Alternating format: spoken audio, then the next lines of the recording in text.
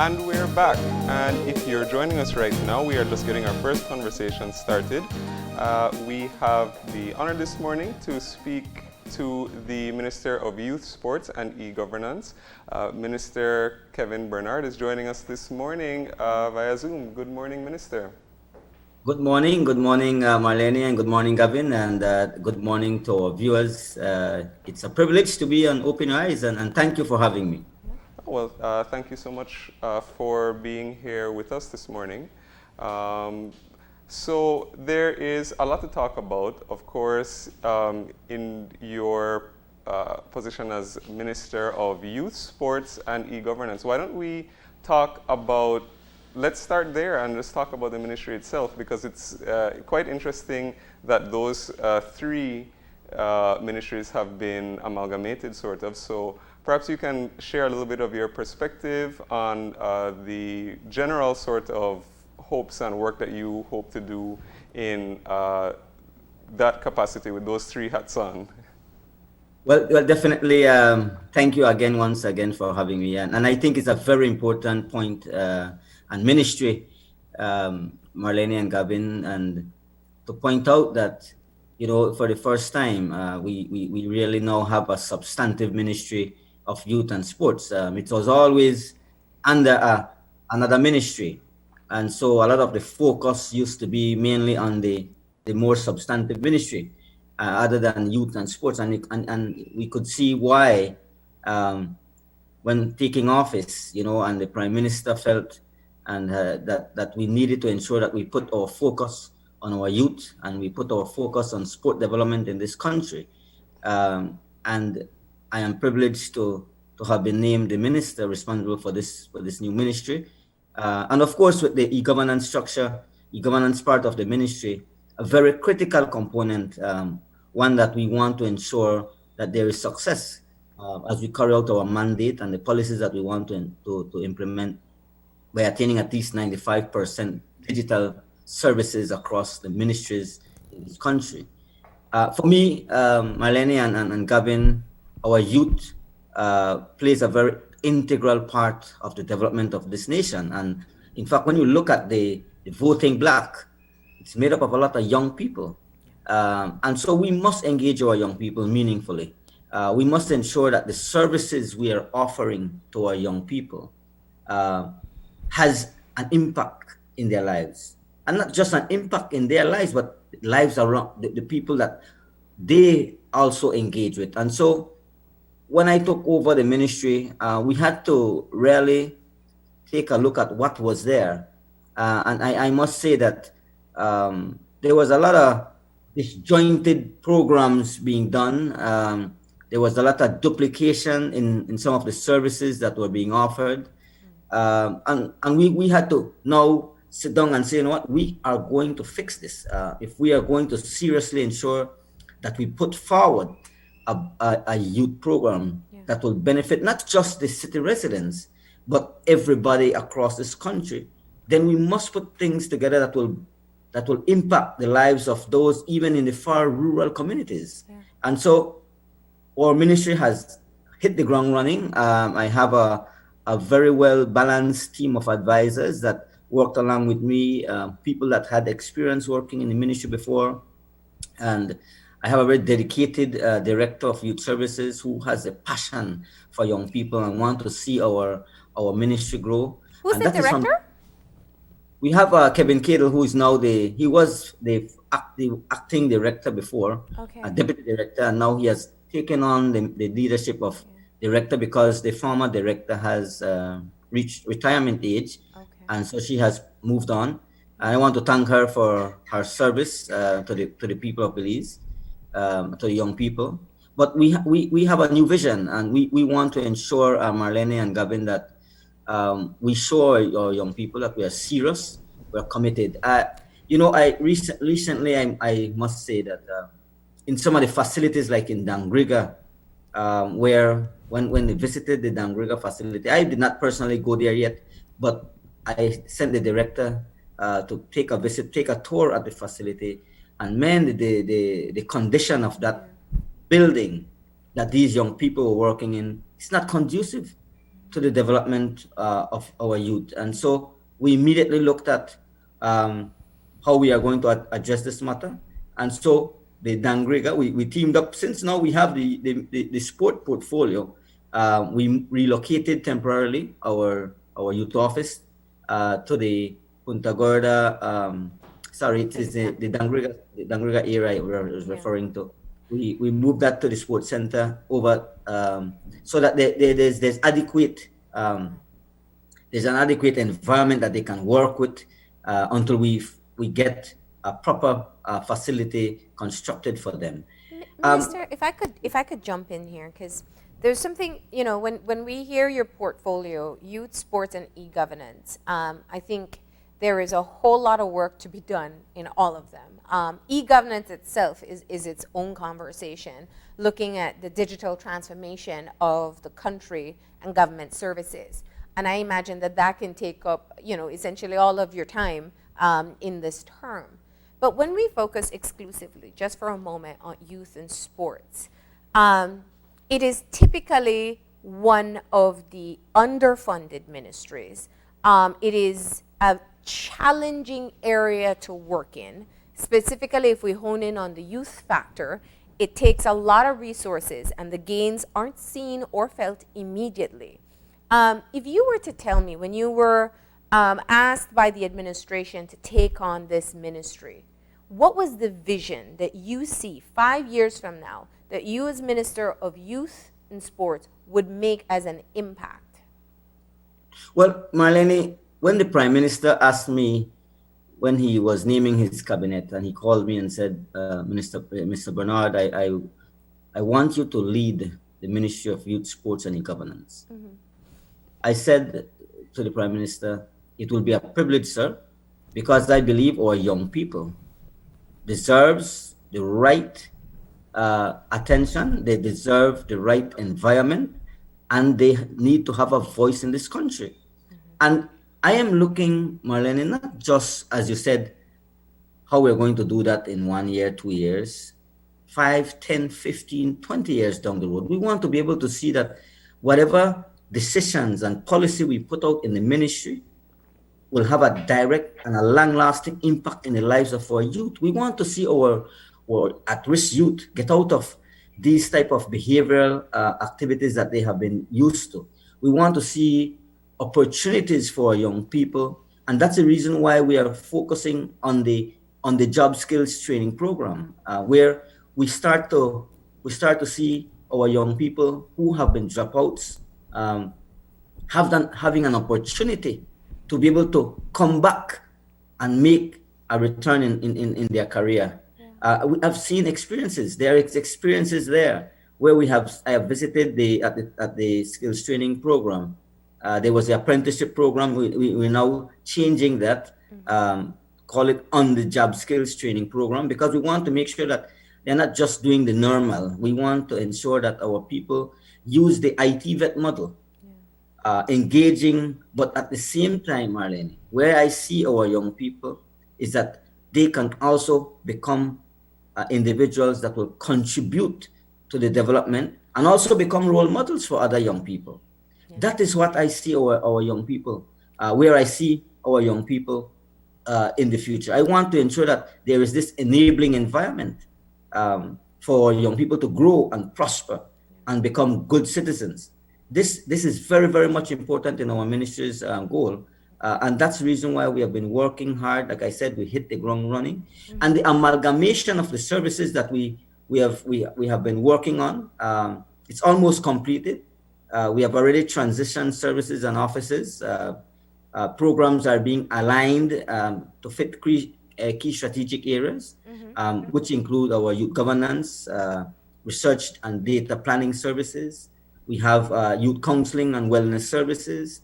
There is the conflict resolution and behavioral modification services. Yeah. And of course, the entrepreneurship and on-the-job skills training service. And what we're doing now, Marlene, is that we are ensuring that there are 5 youth training institutes across the district branches, focusing in the west, in the central region of Belize City, focusing in the north and down in the south. We have to ensure that the programs we put out reach out to everybody. We've seen where there was a lot of effort in the city, but it was focusing on the same clientele. I can tell you because when the Gateway, the Skills Training Center, the Frank Lizama, and even the youth department, they were all competing with each other with the same clientele. So we had to change focus. We had to ensure that there's a different direction that we want to take this down the road. And you are right by saying that the youth ministry, youth and sport ministry, have always been underfunded. Yeah. But it is the commitment of this Prime Minister, it is the commitment of this government to see that our youth budget goes up to $12 million, that our sport budget is earmarked up to 10 million. And we now have the e-governance ministry, but focusing on the youth and sports area, there's a lot to do in our sport. Yes. No, and I was just, sorry to interrupt, but I was just about to say, because you had said earlier, sort of when in the beginning of our interview, you sort of referenced, or you spoke about youth and sports as being somewhat together, and I think that's clearly because a lot of people who benefit directly from sports programs are young people. Right. So I'm wondering if you could shed some light on some of your plans that specifically deal with sports too, having said what you just said about the youth. Well, in terms of our sport area, as you know, the sports has been on hold for a while because of the pandemic. But we, at the ministry, we are focusing on starting that phasing approach. We are going to be consulting with the Ministry of Health, of course, because at this present time, there's only certain disciplines that are allowed to participate in terms of training purposes only. But where do we want to go? We want to make sure, Gavin and Marlene, that when we are allowed to get sporting back in this country, we want to start with our facilities first of all. There are some deplorable conditions in some of these facilities, but we now have to start and rebuild. We have to start to ensure that we are ready whenever we are allowed to get sport back on track. We have a lot of our athletes that are there wanting to participate, whether it is football, whether it is in basketball, whether it is in volleyball, and all the other different sport disciplines. We have a lot of new sport disciplines we have golfing in Belize now, we have the rugby teams that participate, and there are other areas. But we, at the ministry, we are aware that the current budget that we encountered, $4 million a year budget for both youth and sports, where the NAC basically just get $180,000 a month, that is covering mostly overhead and salaries. And so there's little that is left to really invest in sport and sporting disciplines across this country. So we have to change that. If we are going to be serious about ensuring that our athletes are taken to a different level, and that we invest in our young people in the sporting area, then we must put our money where our mouth is, as they say. We must ensure that the budget is directed sufficiently to ensure that, one, we can restore our facilities to back to its greatness. And I say this, Marlene, not to bash on the previous administration, but it has to be said. It was abandoned. It was left. Look at the People's Stadium in Orange Walk. This place was so abandoned that it will take us at least 2-3 months to be able to get this place back on track. And this goes across the country. We have the Civic Center that is there, and of course, it's not under the National Sports Council as yet, but it's sitting there doing nothing.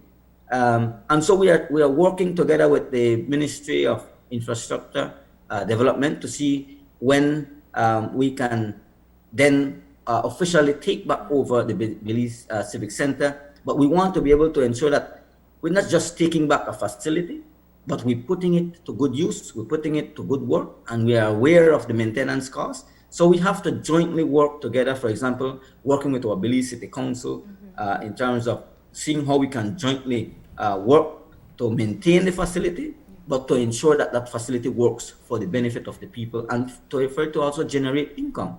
So we have to dedicate our energies and our time. I have a very capable director of National Sports Council.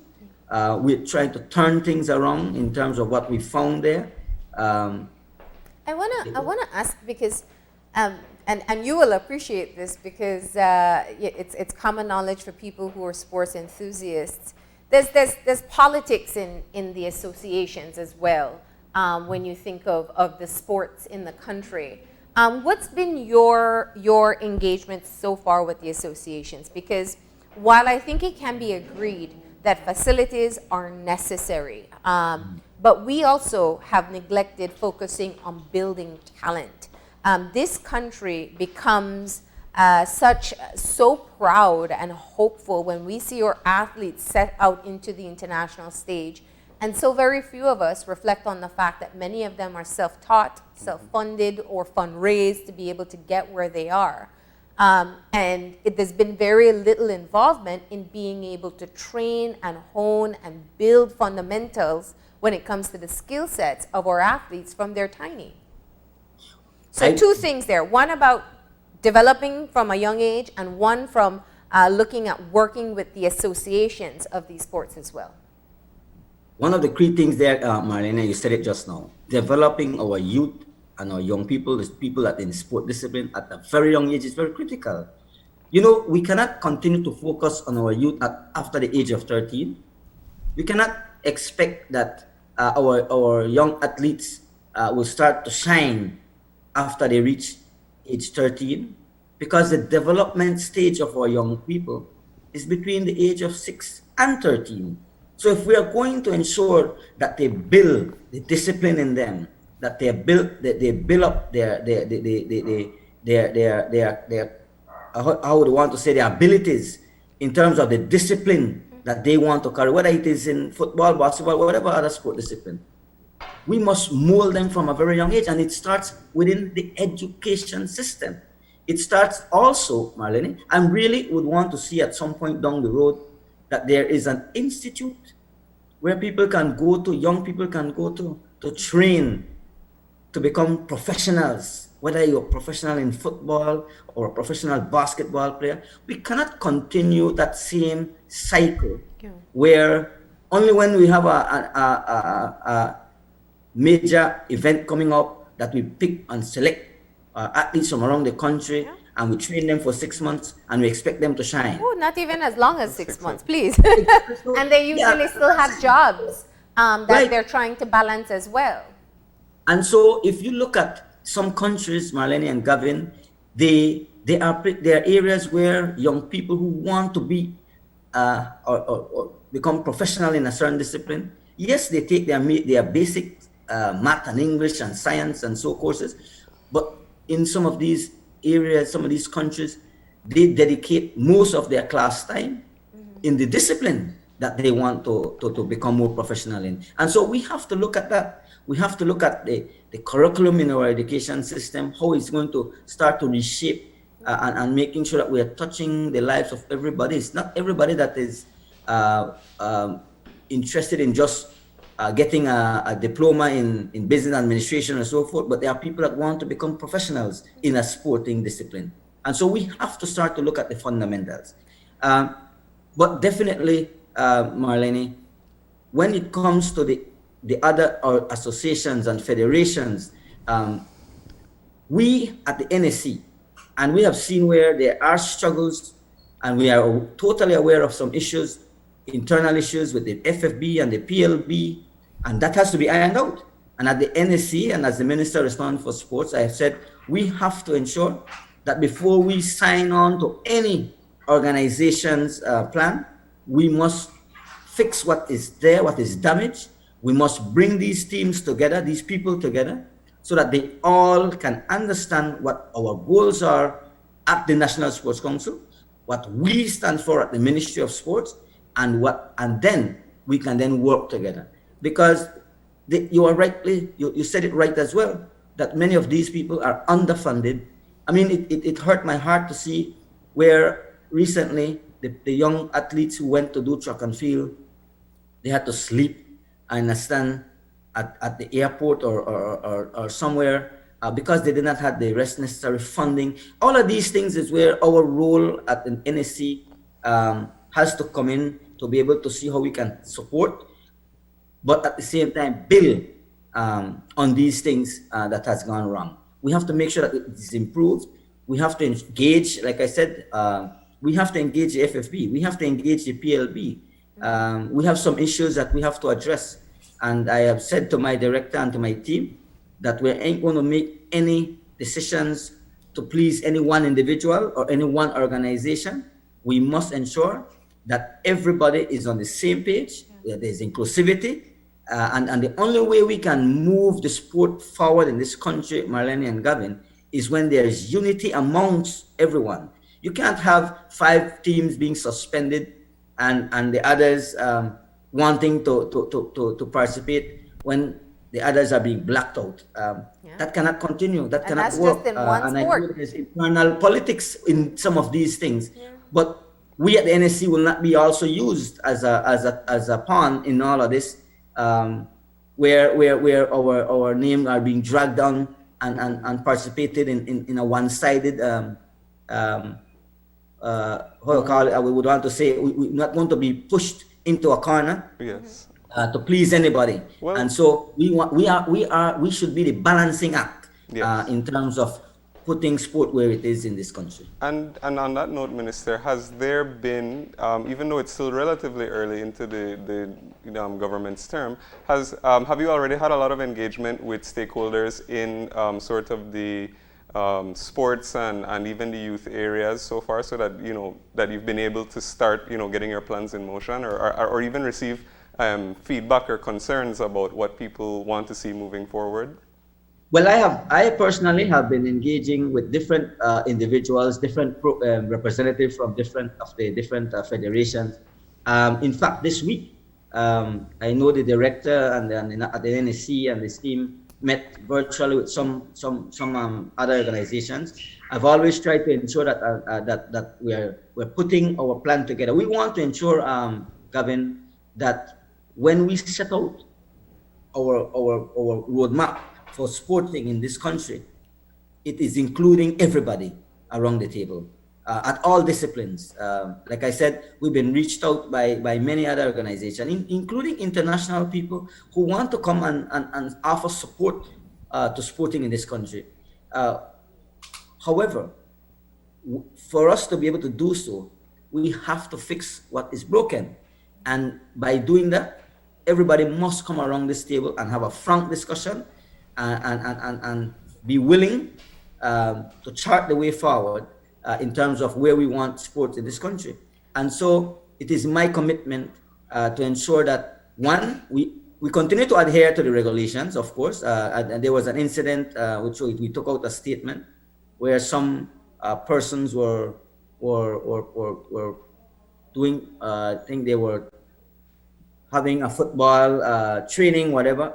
These things are not allowed at this point in time, and at the ministry. And I'm being told from the messages that I was sent, where they use the Ministry of Sport, that the Ministry of Sport sanctioned them to have been able to go and play. That is not so. I want to make it categorically clear that we are not going to allow anybody to use the ministry's name, especially when we are not adhering to the current regulations that are out in terms of this pandemic. So we must be responsible. Yeah, we must ensure that whatever we're doing in the ambit of the law. And at the same time, of course, we need to start to work on how we're going to phase in sport back in this country. Classes are out at this point in time, so there is no physical education programs, no sporting program within the schools at this point. But we have to start at some point to prepare, and that is what we're doing right now at the ministry, putting out that roadmap so that when we take a cabinet paper to cabinet, we are going to lay out our plans for this year and for future years to come. So I hear, and just for me, in kind of wrapping up the sports conversation, I've heard you talk of wanting to fix what you say is broken. Be sure that you get extra additional resources to be able to put into just managing and maintaining, working along with associations. But what about talking with athletes? I know in our experience here, we have spoken with some phenomenal Belizean athletes. And it's the most inspirational stories because oftentimes they have no funds, they have no formal training system, and they are self-motivated and push themselves in their particular craft. And I can think of several off the top of my head. We have people who go away on basketball scholarships, track scholarships, volleyball scholarships. And this is, quite frankly, just based on the work that they have been putting in for themselves. Are you going to have a conversation with some of the athletes who have carved their own path to figure out, from their perspective, how the Ministry of Sports can assist? That is exactly what we're trying to deal with, Marlene. As I said, when we are putting together the structures that we're putting in place, and who are the most critical component of the sport is the athlete themselves. And so we have to engage them from an individual standpoint at the same time to ensure that what the federation or the associations are doing is meeting their needs. We have to lean on experience. We have to see what occurred, like I said, in the past, but we have to start to shape and improve on how we at the NST, at the ministry level, can help our young athletes to become better, to become professionals. Yeah. And that's why I said at some point down the road, I would love to see where our country have a school of a sporting school, yeah, where training our people can go to, yeah, right? A training institute that people can come and really become professionals in this country. And I know we can. We have a lot of potential in this country. And where the disparity exists at times, where when we're selecting, for example, players at the national level. I just use football as an example. Mm-hmm. You know, and I may sound a little bit biased here, but in the North, there's a lot of potential. And when you look at the selection sometimes, a lot of our people in the North are rarely selected. But we have to start to harness these things. We have to start to ensure that we are reaching out to a wider sector of our athletes across the country.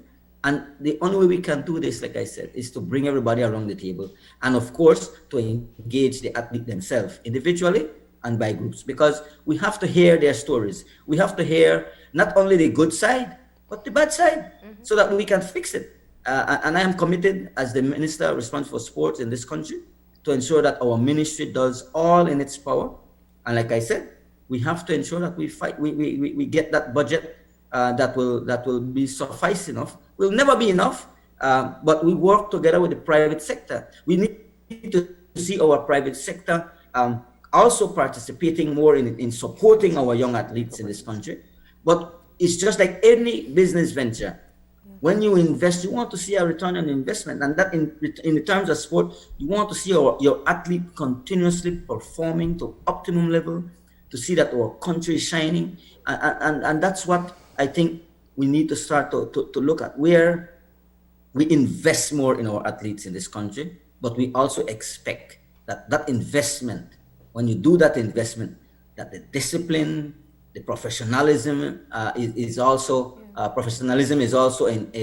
displayed in these athletes, and that they themselves can do well and not only stay at a level, but grow amongst in that discipline. So these are things that we have to do, and I really am committed as the minister to see that we do everything in our power to ensure that this works for this country and that we build our athletes up, but not just by words, but by action. Right. And thank you for that, Minister.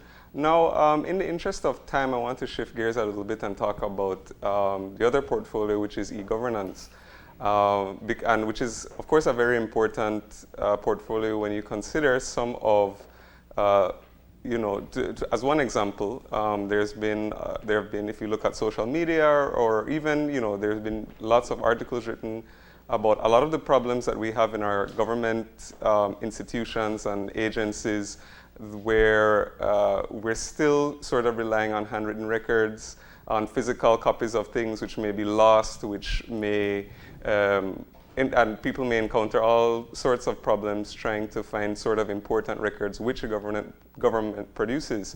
So I'm wondering if you can shed some light on some of the plans that you have for the ministry as it relates to e-governance, and how you see the path forward and how you can improve some of the services that the government can offer. Well, in terms of the e-governance era for my ministry, it is, as Marlene said earlier, it is a huge task. Yep. A lot of people may not realize, but this ministry will have to really engage with every other ministry in this country when we talk about the public sector, improving our public sector services, and ensuring that the goal is to ensure that 95% of our government service are online, goes on an online platform where there's less red tape, less bureaucracy, less waiting in line to get a service done. But with the tip of your, right on your laptop, on your phone, things can be able to be achieved within minutes. And so what we are doing, what we had to start, basically, as you know, the Central Information Technology Office, which is CITO, was functioning mainly as an IT department under the Ministry of Finance at the time. We at the ministry have now looked at this, the restructuring of how we're going to ensure that CITO becomes an integral part of providing e-governance, and forming an e-governance department itself within our ministry is critical. And so my CEO, Mr. Urbina, who has the background in the ICT and these technologies, we have been able to come up with a national e-governance task force comprised of both the public and private sector. And that national e-governance task force is tasked to ensure that they start to look at the strategic, they are going to be basically the strategic and implementing arm, advisory arm of the ministry, in terms of making sure that we co-create a digital roadmap of where we want to take this country and its services, ensuring that we can successfully attain that 95% digitization within the next years, and to ensure it's perfected over the next 10 years. So there's a lot that we have to do. We have to engage every ministry. The Ministry of the Public Service is a critical one, because we need to drive the public service in terms of the improving customer service across the country, but at the same time improving the service delivery to our residents. We can't have people standing up at the lands department in long lines waiting to get a transaction done. We can't continue to see our people having to go jump through hoops to get a birth paper. So these things has to change, and really the end goal is to set up a national ID for this country, where that ID can actually access your medical records, can have all your data that you need, and of course it will all be segmented in the areas of who has access, whether it is a medical area. So there's a lot of work that we are doing in terms of setting out that roadmap for us to be able to achieve and attain our goal of 95% digitization over the next 5 years. Do we have the human resources, though? I've always wondered, when we talk about moving into a digital transformation, and is that something perhaps that you can consider merging two of your portfolios? Maybe you get your youth services to train people to kind of help to do the work necessary in e-governance. Critical, and that is exactly what we're trying to do, Marlene, in terms of the ministry, in terms of utilizing some of the same on-job skills training. Mm-hmm. There's going to be a need for us to look at IT specialists. We are going to be a need for us to look at what we have in this country, but I am pretty sure that there are some expertise we'll have to lean on outside of this country, mm-hmm. whether as consultants or bringing in people. And you ask a very valid point: is there the resources? We are at a point where we are in a very tough economic times in this country. The pandemic also contributed to it, but we were very much in a recession even before the pandemic. And so this government has a very heavy task to ensure that we can turn things around. We know that it's going to take some time. We know it's a bold initiative, Marlene, but we can get this done. And I know that I have the commitment. We have the commitment of our Prime Minister. We have the commitment of this ministry to ensure, and we have the commitment of our cabinet colleagues to ensure that e-governance is the thing that we are going to achieve over the next 5 years. And we're going to spread that out in the next term. So we have to ensure that it starts with the commitment. It starts with ensuring that, one, we build that foundation. And that is the purpose of the National E-Government Task Force.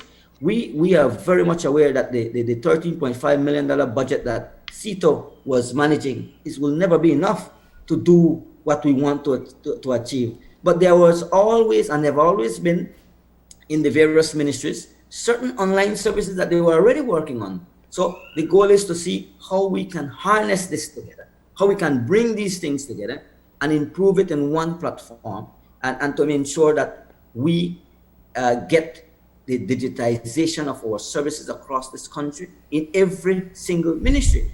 We will have to, of course, partner and work with the private sector. We have been making contacts with the communication industries, both with Smart and BTL. These are the internet providers, because we will have to utilize some of their services that they have. Because if we are to drive this across the country, including the rural communities, we still have some areas in the rural communities that don't have internet access. So we have to work together with them and to see how we are going to ensure that within 5 years, within 10 years, we can attain these things. Minister, there's a lot to learn from. Yeah, and you have your work cut out for you. I think that's one of the things that can be agreed upon. It was so important that we have this conversation. We talk with young people, athletes all the time. It's important that we know what tone is being set as a new administration takes hold, and that the work in this area is equally as serious as all the other portfolios that's given out. We appreciate you coming in to give us an overview of your plans, and we definitely hope to have further conversations with you as you execute some of them. Thank you, Marlene and Gavin, and thank you for having me. And I know that time is limited, yes, and there was much more we could have divulged into. Yeah. But it's something very important for us to say. I also want to end by saying that this ministry, the Ministry of Sports, Youth Sports and E-Governance, is committed to ensure we transform this government, and we do our part to ensure that we live up to our commitment to the people of this country. So thanks once again. And it is a pleasure to have been here and open your eyes. All right, and you stay safe. With that, we're going to go ahead and take a break. When we come back, we are going to be talking about cannabis. We have the cannabis consultant, Alex Levin, coming in, and he's going to be talking about some of the things that have been a part of the public conversation and preparing for that virtual town hall meeting as well. So please